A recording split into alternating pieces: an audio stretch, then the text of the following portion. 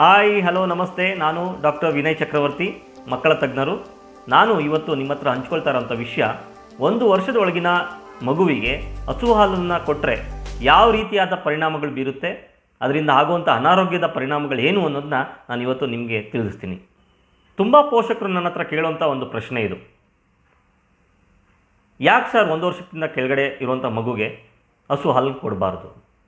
ಇನ್ನೂ ಕೆಲವರು ಹುಟ್ಟಿದ ತಕ್ಷಣವೇ ತಾಯಿ ಹಾಲಿನ ಜೊತೆಯಲ್ಲಿ ಹಸು ಹಾಲನ್ನ ಕೊಟ್ಟಿರ್ತಾರೆ.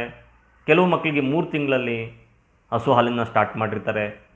ಕೆಲವು ಮಕ್ಕಳಲ್ಲಿ 6 ತಿಂಗಳು ತಾಯಿ ಹಾಲನ್ನ ಕುಡಿಸಿ ನಂತರ ಹಸು ಹಾಲನ್ನು ಕೊಡ್ತಾ ಇರ್ತಾರೆ. ಅದ್ರ ಜೊತೆಯಲ್ಲೇ ತಾಯಿ ಹಾಲನ್ನ ಸಹಿತ ಕೊಡ್ತಿರ್ತಾರೆ. ಹೀಗೆ ಹಲವಾರು ಒಂದು ಸನ್ನಿವೇಶಗಳನ್ನ ನಾನು ನೋಡಿದ್ದೀನಿ ನನ್ನ ಕ್ಲಿನಿಕಲ್ಲಿ. ಇದರಿಂದ ಆಗುವಂಥ ಅಡ್ಡ ಪರಿಣಾಮಗಳನ್ನ ನಾನು ಒಂದೊಂದಾಗಿ ಈಗ ತಿಳಿಸ್ತಾ ಹೋಗ್ತೀನಿ. ಹೀಗೆ ಪೋಷಕರು ನನ್ನ ಹತ್ರ ಹಸುವಿನ ಹಾಲನ್ನು 1 ವರ್ಷದ ಕೆಳಗಡೆನ ಮಕ್ಕಳಿಗೆ ಯಾಕೆ ಸರ್ ಕೊಡಬಾರ್ದು ಅಂತ ಕೇಳಿದಾಗ ನಾನು ತುಂಬ ಸರಳವಾಗಿ ಸಂಕ್ಷಿಪ್ತವಾಗಿ ಒಂದು ಉತ್ತರ ಕೊಡ್ತೀನಿ. ಯಾಕೆಂದರೆ ನಿಮ್ಮ ಮಗು ಪ್ರಾಣಿ ಅಲ್ಲ, ಅದು ಪ್ರಾಣಿ ಹಾಲು ಹಸುವಿನ ಕರುಗೆ ಅಂತ ದೇವರು ಸೃಷ್ಟಿಸಿರೋದು. ನಿಮ್ಮ ಮಗುವಿಗೆ ಅಂತ ತಾಯಿ ಹಾಲನ್ನು ಸೃಷ್ಟಿಸಿದ್ದಾನೆ, ಅದನ್ನು ಕೊಡಿಯಪ್ಪ ಅಂತ ಹೇಳ್ತೀನಿ. ಆದರೆ ಇವಾಗ ಇದರ ವಿವರವಾದಂಥ ಉತ್ತರನ ಕೊಡ್ತೀನಿ. ಈ ವಿಡಿಯೋನ ಕೊನೆಯವರೆಗೂ ನೋಡಿದ್ರೆ ನಿಮಗೆ ಮನದಟ್ಟಾಗುತ್ತೆ ಹಸುವಿನ ಹಾಲಲ್ಲಿ ಯಾವ ರೀತಿಯಾದ ಅಡ್ಡ ಪರಿಣಾಮಗಳು 1 ವರ್ಷದ ಕೆಳಗಿನ ಮಕ್ಕಳಿಗೆ ಬೀರುತ್ತೆ ಅನ್ನೋದು. ಮೊದಲನೇದಾಗಿ, ಹಸುವಿನ ಹಾಲು ಒಂದು ಪ್ರಾಣಿಯ ಹಾಲು, ತಾಯಿಯ ಹಾಲಲ್ಲ. ಪ್ರತಿಯೊಂದು ಪ್ರಾಣಿಗೂ ಆ ಹಾಲನ್ನು ಉತ್ಪಾದನೆ ಮಾಡುವಂಥ ಶಕ್ತಿ ದೇವರು ಕೊಟ್ಟಿದ್ದಾನೆ ತನ್ನ ಮಗುವಿಗೆ. ಪ್ರತಿಯೊಂದು ಪ್ರಾಣಿಗಳಲ್ಲಿ ಹಾಲಿನ ಒಂದು ಮಿಶ್ರಣ ಏನಿರುತ್ತೆ, ಹಾಲಿನ ಕಾಂಪೋಸಿಷನ್ ಏನಿರುತ್ತೆ, ಒಳಗಡೆ ಇರುವಂಥ ಅಂಶಗಳದ ಒಂದು ಮಿಶ್ರಣ ಬಹುತೇಕ ವ್ಯತ್ಯಾಸಗಳಿರುತ್ತೆ. ಮೊದಲನೇದಾಗಿ, ಹಸುವಿನ ಹಾಲಲ್ಲಿರುವಂಥ ಪ್ರೋಟೀನ್ ಅಂಶ ಅದರ ಮಟ್ಟ ತಾಯಿಯ ಎದೆ ಹಾಲಿಗಿಂತ ತುಂಬ ಹೆಚ್ಚಾಗಿರುತ್ತೆ. ಹೀಗೆ ಹೆಚ್ಚಾಗಿರುವಂತಹ ಪ್ರೋಟೀನ್ ಅಂಶದ ಸಾಂದ್ರತೆಯಿಂದ ಮಗುವಿನ ಮೂತ್ರದ ಪಿಂಡದ ಮೇಲೆ ಅಂದರೆ ಕಿಡ್ನಿಯ ಮೇಲೆ ಹೊರೆಯಾಗುತ್ತೆ. ಇದರ ಜೊತೆಯಲ್ಲಿ ಈ ಪ್ರೋಟೀನ್ ಅಂಶ ಏನಿರುತ್ತೆ ಹಸುವಿನ ಹಾಲಲ್ಲಿ, ಅದು ತಾಯಿಯ ಹಾಲಿನ ಪ್ರೋಟೀನ್ ಅಂಶಕ್ಕಿಂತ ವ್ಯತ್ಯಾಸ ಇರುತ್ತೆ. ಅಂದರೆ ತಾಯಿ ಹಾಲಲ್ಲಿ ವೇ ಪ್ರೋಟೀನ್ ಹೆಚ್ಚಿಗೆ ಇದ್ದರೆ ಹಸುವಿನ ಹಾಲಲ್ಲಿ ಕೇಸಿನ್ ಪ್ರೋಟೀನ್ ಅನ್ನೋದು ಹೆಚ್ಚಾಗಿರುತ್ತೆ. ಈ ಕೇಸಿನ್ ಪ್ರೋಟೀನ್ ಅನ್ನೋದು ಮಗುವಿನ ಮೂತ್ರದ ಪಿಂಡಕ್ಕೆ ಹೊರೆಯಾಗೋದ್ರ ಜೊತೆಯಲ್ಲಿ ಮಗುವಿನ ಕರಳಿಗೂ ಸಹಿತ ಇದು ಹೊರೆಯಾಗುತ್ತೆ. ಇದನ್ನು ಮಗುವಿನ ಕರಳು ಸರಿಯಾಗಿ ಡೈಜೆಷನ್ ಮಾಡೋಕ್ಕೆ ಸಾಧ್ಯವಾಗದೆ ಇದು ಒಂದು ಫಾರಿನ್ ಬಾಡಿಯಾಗಿ ಕನ್ವರ್ಟ್ ಆಗ್ಬೋದು. ಅಂದರೆ ಅದಕ್ಕೆ ಎಗೆನಿಸ್ಟ್ ಆಗಿ, ಆ ಒಂದು ಮೆಟೀರಿಯಲ್ಗೆ ಎಗೆನಿಸ್ಟ್ ಆಗಿ ಇಮ್ಯುನೋಗ್ಲೋಬುಲಿನ್ಸ್ ಇ ಅನ್ನೋದು ಬಾಡಿಯಿಂದ ಪ್ರೊಡ್ಯೂಸ್ ಆಗುತ್ತೆ. ಇದನ್ನು ನಾವು ಅಲರ್ಜಿಕ್ ರೆಸ್ಪಾನ್ಸ್ ಅಂತ ಹೇಳ್ತೀವಿ. ಈ ರೀತಿ ಅಲರ್ಜಿ ಹಸುವಿನ ಹಾಲಿನ ಪ್ರೋಟೀನಿಂದ ಆಗುವಂಥ ಅಲರ್ಜಿನ ನಾವು ಮಿಲ್ಕ್ ಪ್ರೋಟೀನ್ ಅಲರ್ಜಿ ಅಂತ ಹೇಳ್ತೀವಿ. ಇದರಿಂದ ಬರುವಂಥ ಪರಿಣಾಮಗಳು ಏನು? ಈ ರೀತಿ ಮಿಲ್ಕ್ ಪ್ರೋಟೀನ್ ಅಲರ್ಜಿಯಿಂದ ಮಗುವಿನ ಬಹು ಅಂಗಾಂಗಗಳಲ್ಲಿ ಇದರ ಪರಿಣಾಮಗಳು ಬೀರುತ್ತೆ. ಕರಳಿಗೆ ಸಂಬಂಧಪಟ್ಟ ಹಾಗೆ ಇಂಡೈಜೆಷನ್ ಅಂತ ನಾವು ಹೇಳ್ಬೋದು. ಅಂದರೆ ಡೈಜೆಷನ್ ಸರಿಯಾಗಿ ಆಗದೆ ಮಗು ಪದೇ ಪದೇ ವಾಂತಿ ಮಾಡೋದು, ಮಗುವಿನ ಹೊಟ್ಟೆ ಊದ್ಕೊಳ್ಳೋದು, ಬೇದಿ ಆಗೋದು, ಹಾಗೆ ಮಗು ಬೇರೆ ಆಹಾರ ತಗೊಳ್ಳೋದು ಕಡಿಮೆ ಮಾಡ್ಬೋದು, ಅಥವಾ ಮಗು ತುಂಬ ಕಿರಿಕಿರಿ ಮಾಡೋದು, ತುಂಬ ಅಳ್ತಾ ಇರುತ್ತೆ. ಇದರ ಜೊತೆಯಲ್ಲಿ ಯಾವಾಗ ಡೈಜೆಷನ್ ಪ್ರೋಸೆಸ್ ಸರಿಯಾಗಿರೋಲ್ಲ, ನಮಗೆ ಬಾಡಿಗೆ ಬೇಕಾದಂತಹ ಕೆಲವು ಪೌಷ್ಟಿಕಾಂಶಗಳು ಮಗುವಿಗೆ ಹೋಗದೇ ಇರೋದರಿಂದ ಮಗುವಿನ ಬೆಳವಣಿಗೆ ಸಹಿತ ಕುಂಠಿತವಾಗುತ್ತೆ. ಇನ್ನು ಚರ್ಮಕ್ಕೆ ಸಂಬಂಧಿಸಿದಂತೆ ಈ ಮಿಲ್ಕ್ ಪ್ರೋಟೀನ್ ಅಲರ್ಜಿಯಿಂದ ಎಕ್ಸಿಮಾ ಅಂತ ನಾವು ಹೇಳ್ತೀವಿ. ಅಂದರೆ ಕನ್ನಡದಲ್ಲಿ ಇಸ್ಬು, ಅಲ್ಲಲ್ಲೇ ಮಾರ್ಕ್ ಬರ್ತಿರುತ್ತೆ, ಮಗು ತುಂಬ ತುರಿಕೆ ಮಾಡ್ತಿರುತ್ತೆ, ಅಲರ್ಜಿ ಥರ ಡ್ರೈ ಆಗಿ ಸ್ಕಿನ್ ಆಗಿರುತ್ತೆ, ಅದರಿಂದ ರೆಡ್ ರ್ಯಾಷಸ್ ಆಗುತ್ತೆ. ಈ ರೀತಿಯಾದಂಥ ಪರಿಣಾಮಗಳು ಸ್ಕಿನ್ ಮೇಲೂ ಬೀರುತ್ತೆ. ಇನ್ನು ಶ್ವಾಸಕೋಶಕ್ಕೆ ಸಂಬಂಧಿಸಿದಂತೆ ಮಗುವಿಗೆ ರೆಸ್ಪಿರೇಟರಿ ಟ್ರ್ಯಾಕ್ ಇನ್ಫೆಕ್ಷನ್ಸ್, ಅಂದರೆ ಮಗುವಿಗೆ ನಿಮೋನಿಯಾ ಬರೋದು ಪದೇ ಪದೇ, ಮತ್ತು ಪದೇ ಪದೇ ವೀಸಿಂಗ್ ಪ್ರಾಬ್ಲಮ್, ಅಂದರೆ ಅಸ್ತಮಾ, ಚೈಲ್ಡ್ಹುಡ್ ಅಸ್ತಮಾ ಅನ್ನೋದು. ಅಂದರೆ ಅವಾಗವಾಗೆ ಮಗು ವೀಸಿಂಗ್ ಥರ ಸೌಂಡ್ ಮಾಡ್ತಿರುತ್ತೆ, ತುಂಬ ಸ್ನೀಸಿಂಗ್ ಮಾಡೋದಾಗಿರ್ಬೋದು, ಕಣ್ಣುಗಳು ಕೆಂಪಾಗೋದು, ಮೂಗುಗಳು ಕೆಂಪಾಗೋದು. ಈ ರೀತಿಯಾದಂತಹ ಒಂದು ಪರಿಣಾಮಗಳು ಶ್ವಾಸಕೋಶಕ್ಕೆ ಸಂಬಂಧಿಸಿದಂತೆ ಬೀಳ್ಬೋದು. ಇದಿಷ್ಟು ಮಿಲ್ಕ್ ಪ್ರೋಟೀನ್ ಅಲರ್ಜಿಗೆ ಸಂಬಂಧಿಸಿದಂತಹ ಪರಿಣಾಮಗಳಾದರೆ, ಇದ್ರ ಜೊತೆಯಲ್ಲಿ ಹಸುವಿನ ಹಾಲನ್ನೇ ಹೆಚ್ಚಾಗಿ ಮಗು 1 ವರ್ಷದಿಂದ ಕೆಳಗಡೆ ಇರೋಂಥ ಮಗು ಕೊಡದಲ್ಲಿ ಹಸುವಿನ ಹಾಲಲ್ಲಿ ಕೆಲವೊಂದು ಅಂಶಗಳು ಕಡಿಮೆ ಇರುತ್ತೆ ತಾಯಿ ಹಾಲಿಗೆ ಹೋಲಿಕೆ ಮಾಡಿದ್ರೆ. ವಿಟಮಿನ್ ಸಿ ಆಗಿರ್ಬೋದು, ವಿಟಮಿನ್ ಇ ಆಗಿರ್ಬೋದು, ಅಥವಾ ಐರನ್ ಮತ್ತು ತಾಮ್ರ ಅಂದರೆ ಕಾಪರ್, ಈ ಇಷ್ಟು ಅಂಶಗಳು ತಾಯಿ ಹಾಲಿಗಿಂತ ಹೋಲಿಕೆ ಮಾಡಿದ್ರೆ ಹಸುವಿನ ಹಾಲಲ್ಲಿ ಕಡಿಮೆ ಇರುತ್ತೆ. ಇದರಿಂದಾಗಿ ವಿಟಮಿನ್ ಡಿಫಿಷಿಯನ್ಸಿ ಮತ್ತು ಮಿನರಲ್ ಡಿಫಿಷಿಯನ್ಸಿ ಆಗುತ್ತೆ. For example iron deficiency anaemia ನಾವು ತುಂಬ ಮಕ್ಕಳಲ್ಲಿ ನೋಡ್ತೀವಿ. ಹೆಚ್ಚಾಗಿ ಹಸು ಹಾಲನ್ನೇ ಕೊಟ್ಟಂಥ ಮಕ್ಕಳಲ್ಲಿ 1 ವರ್ಷಕ್ಕಿಂತ ಕೆಳಗಡೆ ಕೊಟ್ಟಂಥ ಮಕ್ಕಳಲ್ಲಿ ಐರನ್ ಡಿಫಿಷಿಯನ್ಸಿ ಅನಿಮಿಯಾ. ಇದಕ್ಕೆ ಕಾರಣಗಳಿದೆ.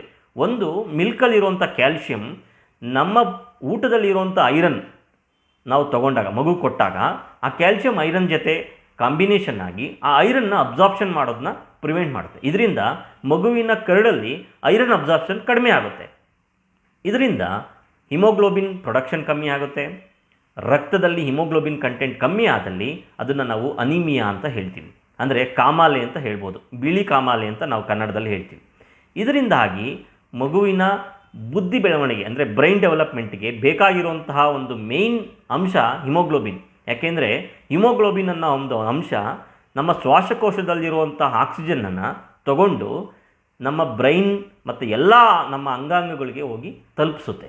ಯಾವಾಗ ನಮ್ಮ ಹಿಮೋಗ್ಲೋಬಿನ್ ಕಂಟೆಂಟ್ ಬಾಡಿಯಲ್ಲಿ ಕಮ್ಮಿ ಆಗುತ್ತೆ, ಅಂದರೆ ಮಗುವಿನ ಒಂದು ದೇಹದಲ್ಲಿ ಕಡಿಮೆ ಆಗುತ್ತೆ, ಆಗ oxygen supply to the brain ಕಡಿಮೆ ಆಗುತ್ತೆ.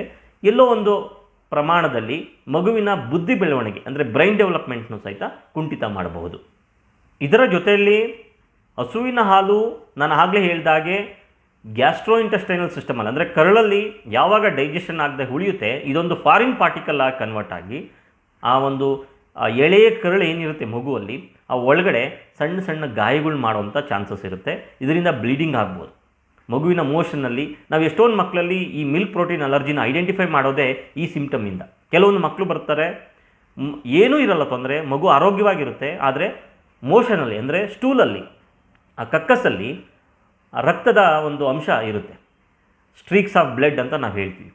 ಆಗ ನಾವು ರೆಟ್ರೋಸ್ಪೆಕ್ಟಿವ್ಲಿ ಅವ್ರ ಹಿಸ್ಟ್ರಿ ಕೇಳಿದಾಗ ಆ ಮಗುವಿಗೆ ಹಸು ಹಾಲನ್ನು ಇಂಟ್ರೊಡ್ಯೂಸ್ ಮಾಡಿರ್ತಾರೆ. ಅಂದರೆ ಚಿಕ್ಕ ವಯಸ್ಸಿನಲ್ಲಿ ಹಸು ಹಾಲನ್ನು ಸ್ಟಾರ್ಟ್ ಮಾಡಿರ್ತಾರೆ.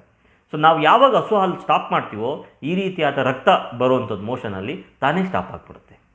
ಇದಿಷ್ಟು ಕಾರಣಕ್ಕಾಗಿ ನಾವೇನು ಹೇಳ್ತೀವಿ, 1 ವರ್ಷಕ್ಕಿಂತ ಕೆಳಗಡೆ ಇರುವಂಥ ಮಗುವಿಗೆ ಹಸು ಹಾಲನ್ನು ಕೊಡಬೇಡಿ. ಸಂಪೂರ್ಣವಾಗಿ ಎದೆ ಹಾಲು 6 ತಿಂಗಳವರೆಗೂ ಕೊಟ್ಟು 6 ತಿಂಗಳ ನಂತರ ಎದೆ ಹಾಲಿನ ಜೊತೆ ಸಾಲಿಡ್ ಫುಡ್ ಅಂತ ನಾವು ಹೇಳ್ತೀವಿ. ಬೇರೆ ಯಾವುದೇ ಥರದ ಟಾಪ್ ಮಿಲ್ಕ್ ಫೀಡ್ ಅಂದರೆ ಬೇರೆ ಹಾಲನ್ನು ಕೊಡೋದು ಅವಶ್ಯಕತೆ ಇಲ್ಲ ಅಂತ ನಾವು ಹೇಳಬೇಕಾಗುತ್ತೆ. ಇನ್ನು 1 ವರ್ಷದ ನಂತರ ಹಸು ಹಾಲನ್ನ ಕೊಡ್ಬೋದಾ ಸರ್? ಹಾಗೆ ಕೊಡೋದಾದರೆ ಎಷ್ಟು ಕೊಡಬೇಕು? ಹೌದು, 1 ವರ್ಷದ ನಂತರ ಹಸುವಿನ ಹಾಲನ್ನು ಕೊಡಬಹುದು. ಯಾಕೆ ಅಂದರೆ 1 ವರ್ಷದ ನಂತರ ಮಗುವಿನ ಕರಳು ಮೆಚ್ಯೂರಿಟಿ ಆಗಿರುತ್ತೆ, ಅಂದರೆ ಮಗುವಿನ ಕರಳಲ್ಲಿ ಡೆವಲಪ್ಮೆಂಟ್ ಆಗಿರುತ್ತೆ. ಹಸುವಿನ ಹಾಲಿನಲ್ಲಿರುವಂಥ ಪ್ರೋಟೀನ್ನ ಡೈಜೆಷನ್ ಮಾಡುವಂಥ ಒಂದು ಶಕ್ತಿ ಆ ಕರಳಿಗೆ ಬಂದಿರುತ್ತೆ. ಡೈಜೆಷನ್ ಮಾಡೋದ್ರ ಜೊತೆಯಲ್ಲಿ ಅಬ್ಸಾರ್ಪ್ಷನ್ನು ಮಾಡುವಂಥ ಒಂದು ಶಕ್ತಿ ಬಂದಿರುತ್ತೆ. ಆದರೆ 1 ವರ್ಷದ ನಂತರ ಹಾಲನ್ನ ಕುಡಿಸ್ಬೋದು ಅಂದ್ಬಿಟ್ಟು ಬರೀ ಹಾಲಿನಲ್ಲೇ ಬೆಳೆಸಬೇಕು ಅಂತ ಇಲ್ಲ.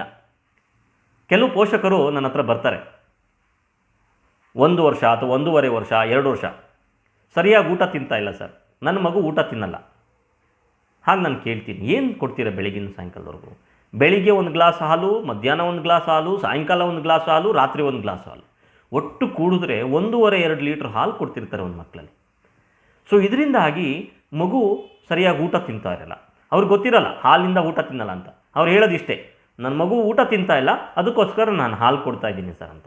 ಅದು ಆ್ಯಕ್ಚುಲಿ ಹೇಳಬೇಕು ಅಂದರೆ ಹಾಲು ಹೆಚ್ಚಿಗೆ ಕೊಡೋದ್ರಿಂದ ಮಗುವಿಗೆ ಊಟ ತಿನ್ನುವಂಥ ಒಂದು ಆಸಕ್ತಿ ಕಡಿಮೆ ಆಗಿರುತ್ತೆ. ಯಾಕೆ ಈ ರೀತಿ ಆಗುತ್ತೆ? ಹಾಗೊಂದು ವೇಳೆ ನೀವು 1 ವರ್ಷದ ನಂತರ ಹಾಲು ಕೊಡೋದಾದರೆ 1ರಿಂದ 1.5 ಗ್ಲಾಸ್ ಹಾಲು, ಅಂದರೆ 500 ml ಅಷ್ಟು ಹಾಲು ಕೊಟ್ಟರೆ ಅದು ಸಾಕಾಗುತ್ತೆ ಆ ಮಗುವಿಗೆ. ಅದ್ರ ಜೊತೆಯಲ್ಲಿ ನಾವು ಸಮತೋಲನವಾದಂಥ ಬೇರೆ ಆಹಾರಗಳನ್ನ ಕೊಡಬೇಕು. ಬರೀ ಹಾಲನ್ನು ಕೊಟ್ಟಾಗ ಏನಾಗುತ್ತೆ, ಹಾಲಿನಲ್ಲಿ ಕ್ಯಾಲೋರಿ ಅಂಶ ಹೆಚ್ಚಿಗೆ ಇರುತ್ತೆ, ಅಂದರೆ ಎನರ್ಜಿ ಅಂಶ ಹೆಚ್ಚಿಗೆ ಆಗಿದಾಗ ಅದು ಆ ಕ್ಯಾಲೋರಿ ರಿಚ್ ಡಯಟ್ ಆಗಿರೋದ್ರಿಂದ ನಮ್ಮ ಸೆಟೈಟಿ ಸೆಂಟರ್ ಅಂತ ನಮ್ಮ ಬ್ರೈನಲ್ಲಿ ಏನಿರುತ್ತೆ, ಅಂದರೆ ನಮಗೆ ಫಾರ್ ಎಕ್ಸಾಂಪಲ್ ಒಂದು ಚಾಕ್ಲೇಟ್ ತಿಂದಾಗ ನಮ್ಗೆ ಹೊಟ್ಟೆ ಫುಲ್ ಹಸುವಾಗಿರುತ್ತೆ, ಹೊಟ್ಟೆ ಖಾಲಿ ಇರುತ್ತೆ, ಒಂದೇ ಒಂದು ಚಾಕ್ಲೇಟ್ ತಿಂದುಬಿಟ್ರೆ ನಮಗೆ ಆ ಊಟದ ಮೇಲಿರುವಂಥ ಆಸಕ್ತಿ ಸಂಪೂರ್ಣವಾಗಿ ಕಡಿಮೆ ಆಗಿಬಿಡುತ್ತೆ. ಕಾರಣ ಏನು? ಹೊಟ್ಟೆ ಖಾಲಿ ಇರುತ್ತೆ, ಆದರೂ ಸಹಿತ ಹೊಟ್ಟೆ ಹಸುವಾಗಲ್ಲ. ಕಾರಣ ಏನು ಅಂದರೆ chocolate is very rich in calories. It will go and tell to the satiety center. ಬ್ರೈನಲ್ಲಿ ಒಂದು ಸೆಂಟರ್ ಇರುತ್ತೆ, ಸೆಟೈಟಿ ಸೆಂಟರ್ ಅಂತ. ಅಂದರೆ ನನಗೆ ಹೊಟ್ಟೆ ತುಂಬಿದಾಗ ನನ್ನ ಹೊಟ್ಟೆಗೆ ಹೇಳುತ್ತದು, ಸಾಕು ಊಟ ತಿನ್ನಬೇಡ, ತುಂಬಿತು ಹೊಟ್ಟೆ ಅಂತ. ಈ ಕ್ಯಾಲೋರಿ ರಿಚ್ ಡಯಟ್ನ ಕೊಟ್ಟಾಗ ನಾವು ಹೊಟ್ಟೆ ಖಾಲಿ ಇದ್ರೂ ಸಹಿತ ಬ್ರೈನಿಂದ ಒಂದು ಇಂಪಲ್ಸ್ ಹೋಗುತ್ತೆ, ಹೇಳುತ್ತೆ ಇಲ್ಲ ಊಟ ತಿನ್ನಬೇಡ ಹೊಟ್ಟೆ ತುಂಬಿದೆ ಅಂತ. ಇದು ಒಂದು ಮಿಸ್ಲೀಡಿಂಗ್ ಇಂಪಲ್ಸ್ ಅಂತ ಹೇಳ್ತೀವಿ ನಾವು. ಇದೇ ರೀತಿ ಹಾಲನ್ನ ಹೆಚ್ಚಿಗೆ ಪ್ರಮಾಣದಲ್ಲಿ ಸೇವಿಸಿದಾಗ ಆ ಕ್ಯಾಲೋರಿ ಹೆಚ್ಚಿಗೆ ಇರೋದ್ರಿಂದ ಆ ಒಂದು ಎಪಟೈಟ್ ಕಡಿಮೆ ಆಗುತ್ತೆ. ಹೇಗೆ ಸೆಟೈಟಿ ಸೆಂಟ್ರಿಂದ ಮಗುವಿಗೆ ಆ ಊಟ ತಿನ್ನುವಂಥ ಒಂದು ಆಸಕ್ತಿ ಕಡಿಮೆಯಾಗಿ ಊಟ ತಿನ್ನೋಲ್ಲ. ಯಾವಾಗ ಮಗು ಊಟದಲ್ಲಿ ಗಮನ ಕಡಿಮೆ ಆಗುತ್ತೆ, ಸಾಲಿಡ್ ಫುಡ್ ಇಂಟೇಕ್ ಕಡಿಮೆ ಆಗುತ್ತೆ, ಬೇರೆ ಪೌಷ್ಟಿಕಾಂಶಗಳ ಕೊರತೆ ಆಗುತ್ತೆ. For example iron deficiency. ನಾನು ಆಗಲೇ ಹೇಳಿದ ಹಾಗೆ ಎಷ್ಟೊಂದು ಆಹಾರಗಳಲ್ಲಿ ನಮ್ಗೆ ಐರನ್ ಕಂಟೆಂಟ್ ಹೆಚ್ಚಿಗೆ ಇರುತ್ತೆ. ಯಾವಾಗ ನೀವು ಬರೀ ಹಾಲನ್ನು ಕೊಟ್ಟಾಗ ಐರನ್ ಕಡಿಮೆ ಆಗುತ್ತೆ, ಇದರಿಂದ ಐರನ್ ಡಿಫಿಷಿಯನ್ಸಿ ಅನಿಮಿ ಆಗುತ್ತೆ, ಹಿಮೋಗ್ಲೋಬಿನ್ ಕಡಿಮೆ ಆಗುತ್ತೆ. ಬಹುತೇಕ ಮಕ್ಕಳು ನಾವು ಈ ಥರ ನೋಡಿರ್ತೀವಿ, ತುಂಬ ಹಾಲನ್ನು ಕೊಟ್ಟಾಗ ಮಗುವಿನಲ್ಲಿ ಹಿಮೋಗ್ಲೋಬಿನ್ ತುಂಬ ಕಡಿಮೆಯಾಗಿ ಡೆವಲಪ್ಮೆಂಟೇ ಆಗಿರೋಲ್ಲ. ಸುಮ್ಮನೆ ಏನೋ ಒಂದು ರೀತಿಯಾಗಿ ಗಾತ್ರದಲ್ಲಿ ಬೆಳವಣಿಗೆ ಆಗಿದ್ರೂ ಸಹಿತ ಡೆವಲಪ್ಮೆಂಟಲ್ ಮೈಲ್ ಸ್ಟೋನ್ನ ಅಚೀವ್ ಆಗಿರೋಲ್ಲ. ಇದ್ರ ಜೊತೆಯಲ್ಲಿ ಬೇರೆ ಪೌಷ್ಟಿಕಾಂಶಗಳ ಕೊರತೆ ಆಗಿರ್ಬೋದು, ಮಿನರಲ್ಸು, ಮೈಕ್ರೋನ್ಯೂಟ್ರಿಯೆಂಟ್ಸ್ ಇವೆಲ್ಲ ಕೊರತೆಗಳಾಗುತ್ತೆ. ಇದರಿಂದಾಗಿ ಮಗುವಿನ ಬೆಳವಣಿಗೆಯಲ್ಲಿ ಒಂದು ಕುಂಠಿತವಾಗುತ್ತೆ. ಕೆಲವೊಂದು ಪೋಷಕರಿಗೆ ಹೀಗೆ ನಾನು ಹಸುವಿನ ಹಾಲನ್ನು ಕೊಡಬಾರ್ದು ಅಂತ ಹೇಳಿದಾಗ ತುಂಬ ಗಾಬರಿಯಾಗಿ ಕೇಳುವಂಥ ಪ್ರಶ್ನೆ ಏನಂದರೆ, ಸರ್ ಹಾಲನ್ನ ಕೊಡಲಿಲ್ಲ ಅಂದರೆ ಕ್ಯಾಲ್ಶಿಯಂ ಹೇಗೆ ಸರ್ ಬರುತ್ತೆ ಅಂತ. ತುಂಬ ಆಶ್ಚರ್ಯವಾಗುತ್ತೆ ನನಗೆ. ಅಂದರೆ ಇದನ್ನ ಆಹಾರದ ಗೀಳು ಅಂತ ಹೇಳ್ತೀವಿ ನಾವು. ಕ್ಯಾಲ್ಶಿಯಂ ಬರೀ ಹಸು ಹಾಲಿನಲ್ಲಿ ಮಾತ್ರ ಇರುತ್ತೆ ಅನ್ನೋದು ಒಂದು ಅವರು ಮನಸ್ಸಿನಲ್ಲಿ ಇರುವಂಥ ನಂಬಿಕೆ. ಅದು ಸುಳ್ಳು. ಕ್ಯಾಲ್ಶಿಯಂ ತಾಯಿ ಹಾಲಲ್ಲಿ ಇನ್ನೂ ಚೆನ್ನಾಗಿರುತ್ತೆ, ಅದ್ರ ಜೊತೆಯಲ್ಲಿ ನಾವು ತಿನ್ನುವಂಥ ಆಹಾರದಲ್ಲೂ ಇರುತ್ತೆ. ಫಾರ್ ಎಕ್ಸಾಂಪಲ್ ರಾಗಿ ಸರಿಯಲ್ಲಿ ಇರುವಂಥ ಕ್ಯಾಲ್ಶಿಯಂ ಬೇರೆ ಯಾವ ಆಹಾರದಲ್ಲೂ ಇರಲ್ಲ. Ragi is one of the richest source of calcium. ನಾವು ಅದನ್ನ ಮರ್ತು ಬಿಡ್ತೀವಿ, ಹಾಲಿನಿಂದ ಹೋಗ್ತೀವಿ. ಸೊ ಹಾಗಾಗಿ ಹಾಲು ನಮಗೆ ಅಮೃತ, ಒಪ್ಕೊಳ್ತೀನಿ. ಆದರೆ 1 ವರ್ಷಕ್ಕಿಂತ ಕೆಳಗಡೆ ಇರುವಂಥ ಮಗುಗಲ್ಲ. 1 ವರ್ಷಕ್ಕಿಂತ ಕೆಳಗಡೆ ಇರುವಂಥ ಮಗುಗೆ ತಾಯಿ ಹಾಲು ಅಮೃತ, ಹಸುವಿನ ಹಾಲಲ್ಲ. 1 ವರ್ಷದ ನಂತರ ಹಾಲನ್ನು ಕೊಡಿ, ಕಡಿಮೆ ಪ್ರಮಾಣದಲ್ಲಿ ಕೊಡಿ. ಇದಿಷ್ಟು ಹಸುವಿನ ಹಾಲಿನಿಂದ 1 ವರ್ಷದ ಒಳಗಿನ ಮಗುವಿಗೆ ಆಗುವಂತಹ ಪರಿಣಾಮಗಳು. ನನ್ನ ಮುಂದಿನ ವಿಡಿಯೋಗಳಲ್ಲಿ ಬೇರೆ ಆಹಾರದ ಬಗ್ಗೆ, ಮಗುವಿಗೆ ಯಾವ ರೀತಿಯಾದ ಆಹಾರಗಳು ಕೊಡಬೇಕು ಅನ್ನೋದ್ರ ಬಗ್ಗೆ ನಾನು ತಿಳಿಸ್ತೀನಿ. ಧನ್ಯವಾದಗಳು.